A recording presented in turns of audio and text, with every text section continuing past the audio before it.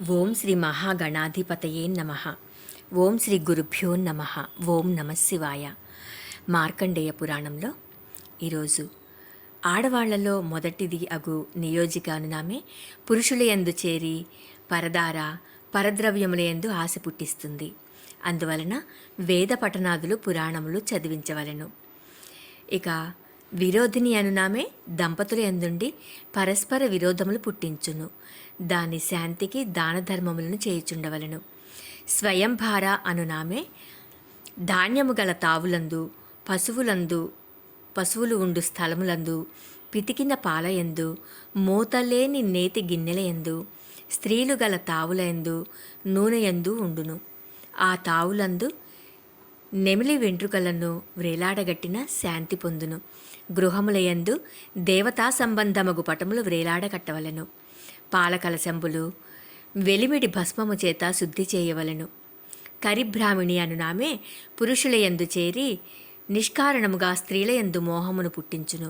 కావున పురుషులు స్త్రీలోలురు కాకుండుటకు వారు కూర్చుండు పరుండు సంచరించు తావులయందు ఆవాలు మెంతులు చల్లుచుండవలెను.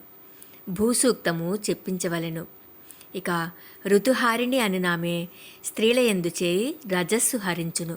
కావున వారు తీర్థ స్నానాదులు చేయుట, యాత్రలకు వెళ్ళుట, మంత్రవేత్తల చేత యంత్రములు కట్టించుట, వైద్యుల చేత ఔషధములు ఇప్పించుట చేయవలెను. స్మృతిహారిక అనునామే మనుష్యుల స్మృతిని హరించును. అగ్ని కార్యము చేయించవలెను. బీజహరిణి అనునామే స్త్రీ పురుష శుక్ల శోణితములను హరించును. వీటి శాంతి కొరకు వైశ్యదేవము జయించుచు సంస్కృతంబగు అన్నమును భుజింపవలెను. విద్వేషిణి అనునామే భార్యాభర్తలకు విరోధము పుట్టించును. కావున శుభములను కోరువారు గృహస్థులు వ్రతాదులను చేయుచు గృహమునందు లక్ష్మీ పూజాదులను చేయుచు అతిథి అభ్యాగతులకు భోజనములు పెట్టుచున్న శుభములు శాంతిని పొంది సకల శుభములు కలుగుచుండును. దుస్సహుని పౌత్ర దౌహిత్రులు. దుస్సహునికి పౌత్రులు దౌహిత్రులు 38 కలరు. దుస్సహుని సంతానములో దంతాకృష్టి అను వానికి వికల్ప కలహ అను 2 కన్యలు కలరు. అందులో వికల్ప కుటుంబములను ఆశ్రయించి ఆనమానము గల నీచవాక్కులు పలుకుచుండును. ఆ కల్పను స్మరించిన దోష శమనమగును. విష్ణునామస్మరణ చేసినను శమించును. కలహగృహములందు నివసించి కలహములు పుట్టించి కుటుంబములను నాశనము చేయును. తేనె కలిపిన అన్నము గుమ్మడికాయ మొదలగునవి దానములు చేయుచుండవలను. వ్యక్తి అనువానికి కాలజిహ్వుడు పుట్టెను. వాడు దుర్మార్గుల నోటి యందు నివసించి ఇతరులను బాధించుచుండును. భరవర్తి అనువానికి 2 కొడుకులు పుట్టిరి. వారు పర్వతములు వృక్షములు అగడ్తలు గోడల యందు నివసించియుండి స్త్రీల గర్భములను హరించును. అందువలన గర్భిణీ స్త్రీలు పర్వతములు గోడలు మొదలగునవి ఎక్కుట తగదు.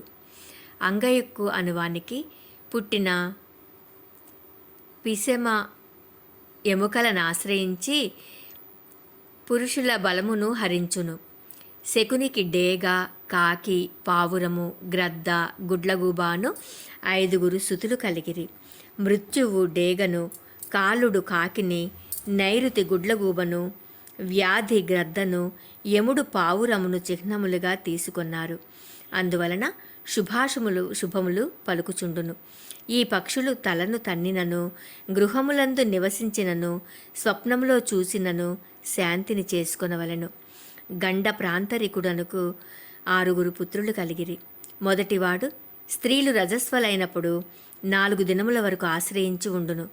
రెండవవాడు 13వ రోజునందును, 3వవాడు 11వ దినమునందును, 4వవాడు బేసి దినములందును, 5వవాడు శ్రార్థ దినములందును, 6వవాడు పర్వదినములందును ఆశ్రయించి ఉండును. పురుషులు ఆ దినములందు స్త్రీ సంభోగము చేయరాదు. గర్భజ్ఞునకు విఘ్నుడును మోహనాయను కన్యకయు పుట్టిరి. విఘ్నుడు గర్భపిండమును నాశనము చేయును. మోహన గర్భిణీ స్త్రీలు భుజించు పదార్థములను నేరుగా చేయును. కుక్షియందు క్రిములను పుట్టించును. రాత్రులందు చెట్ల నీడలయందను 4 దారులు కలిసిన తావులందు శ్మశానములందు నివసించి పైని రెండవ వస్త్రము లేక తిరుగువారిని, ఏడ్చుచూ తిరుగువారిని ఆశ్రయించును. సస్యజ్ఞునకు క్షుద్రముండు పుట్టును. అతడు గృహములు శుద్ధి చేయని దినములందుగాని, దిన సంధులందుగాని, విత్తనములు చల్లిన తావులందుగాని తిరుగుచుండును. అందువలన మంచి రోజున విత్తనములు చల్లుచుండవలను. నియోజకకు మత్త, ఉన్మత్త, ప్రహృష్ట, నారి అను పుత్రికలు పుట్టిరి. వీరు నక్షత్ర సంధులందును, లగ్న సంధులందును, కాల సంధులందును నివసించియుందురు. అర్ధ, ధర్మ, కామములను పాడు చేయుదురు. కాన వైశ్యదేవాదులు చేయుట, హరినామస్మరణ చేయుటచే శాంతి పొందును. విరోధికి గ్రాహక, తమహ, ప్రచ్ఛాదకులు పుట్టిరి. వీరు దీపము, చమురు జారిన స్థలములందును, గృహోపకరణములందును, గోమయము గాని పసుపు గాని వేసి శుద్ధి చేయని తావులందును, శూన్యగ్రహములు పిడకతో నిప్పు తెచ్చి ఉంచిన స్థలములందును తిరుగుచుందురు. స్వయంభార స్త్రీల పురుషుల నోటియందు నివసించి అబద్ధములు పలికించును. కరిబ్రాహ్మిణి చెవులయందు నివసించి కలహ వచనములు వినునట్లు చేయును. తమః ప్రచ్ఛాదకులు మనస్సులను ఆశ్రయించి క్రోధమును పుట్టించుచుండును. స్వయంహారికి జారత్వము వలన స్వయంహారి, అర్ధహారి, వీర్యహారి అను ముగ్గురు పుట్టిరి. వీరు ఆచారము లేని స్థలములను, పాద ప్రక్షాళనము లేని వారి యందును నివసించియుండును. మరిన్ని పీటల యందును, రోలు, రోకలి, పశువుల దొడ్డి, హోమము చేయు స్థలములందును నివసించును. అనాచారపరులను ఆశ్రయించి కాలక్రమమున దారిద్ర్యపరులుగా చేసి నశింపచేయును. బ్రాహ్మణికి కాకజంఘ పుట్టెను. అది ఆడుచు పాడుచు గంతులు వేచుచు నడుచుచు తినడి వారిని, సంధికాలములందు పగటియందు సంభోగము చేయువారిని ఆశ్రయించి పక్షవాత వ్యాధిని, మనోవిచారమును పుట్టించును. ఋతుహారికి గుణహారిణి, కుచద్వయహారిణి, జాతహారిణులు పుట్టిరి. వీరు ముగ్గురును ఉపనయన వివాహాదులందు నందిమోహన స్థాళీపాకాదులు చేయని వారిని ఆశ్రయించియుండి వారికి అరిష్టములను కలుగచేయుచుండును. కుచద్వయహారిణి, జాతహారిణులు నిప్పు నుండి కారు నీరును, ధూపదీపంబులు, ఆయుధంబులు, రోకలి, భస్మము, ఆవాలు లేని సూతికా గృహములు ఆశ్రయించి అపాయములు కలుగచేయుచుండును. స్మృతిహారిణికి ప్రచండు పుట్టి పాడు గృహములందు తిరుగుచు అందు సంచరించడి వారికి బుద్ధిని నశింపచేయును. బీజహారిణికి వాతరూపుడు, అపరూపుడు అను ఇద్దరు పుత్రికలు పుట్టిరి. వాతరూప అనాచారపరులను ఆశ్రయించి వాతరోగము పుట్టించును. విద్వేషిణికి యపకర్ష, ప్రకాశ అనువారులు కలిగిరి. వారు దుర్మార్గులను, కొండములను చెప్పువారిని ఆశ్రయించి తల్లిదండ్రులు, సోదరులు, పుత్రులు, బంధువులు, స్నేహితులు మొదలగు వారితో కలహములు పుట్టించును. కావున మనుష్యులు సత్సహవాసము, సదాచారము, దైవభక్తి, దేవతా పూజలు, వ్రతాదులను చేయుచుండవలను అని మార్కండేయుడు చెప్పెను. నీలలోహిత రుద్రుడు పుట్టుట. మార్కండేయుడు ఇంకా చెప్తూ ఉన్నాడు. ఓ క్రోష్టికి, ఇంతవరకు తమో సృష్టిని చెప్పితిని, ఇప్పుడు రుద్ర సృష్టిని చెప్పుచున్నాను. సావధానంగా వినుము. సృష్టికి ఆదియందు బ్రహ్మ తనకు తగినటువంటి కుమారుడు కలుగునట్లు ధ్యానించుచుండగా నీలలోహితుడను పుత్రుడు పుట్టెను. అతడు అష్టమూర్తి అయి 8 భార్యలు 8 పుత్రులు గలవాడు అయ్యెను. ఆ నీలలోహితుడు పుట్టి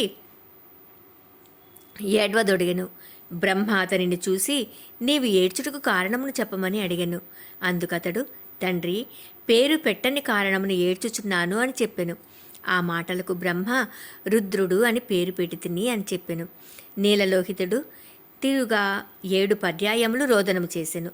ఆ రోదనము విని బ్రహ్మ భవ, శర్వ, ఈశాన, పశుపతి, భీమ, ఉగ్ర, మహాదేవులు అని పేరులను కల్పించెను.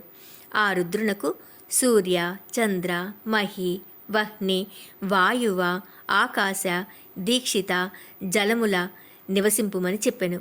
ఈ 8 క్రమముగా సువర్చల, ఉమ, వికేసి, స్వర, స్వాహ, దిక్కు, దీక్ష, రోహిణి అను భార్యలను సృజించెను. ఆ భార్యలందు శనేశ్వర, శుక్ర, లోహిత, మనోజన, స్కంధ, సర్గ, సంతోష, బుధులను యనమండుగురు పుత్రులు పుట్టిరి.